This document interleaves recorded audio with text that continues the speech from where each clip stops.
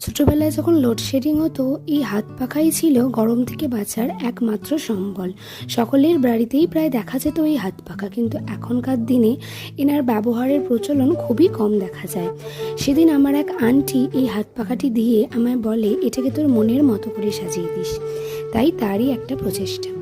প্রথমে একটা শুকনো পরিষ্কার তুলি দিয়ে পাখাটাকে পরিষ্কার করে নিয়েছিলাম, কারণ যদি ধুলো থাকে তাহলে রঙের সাথে মিশে যেতে পারে, সেই জন্য। তারপর ইয়েলো কালার দিয়ে পুরো পাখাটাকে রং করে নিয়েছি।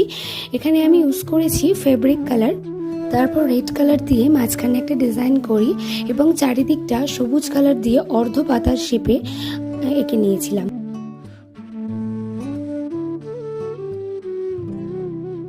এরপর মাঝখানটা ফাঁকা ফাঁকা লাগছিল বলে লাল কালার দিয়ে জলের ফোঁটার মতো শেপ দিয়ে একটা ডিজাইন করেছিলাম। পাখার ফাইনাল লুকটা তোমরা দেখতে পাবে পরের পার্টে।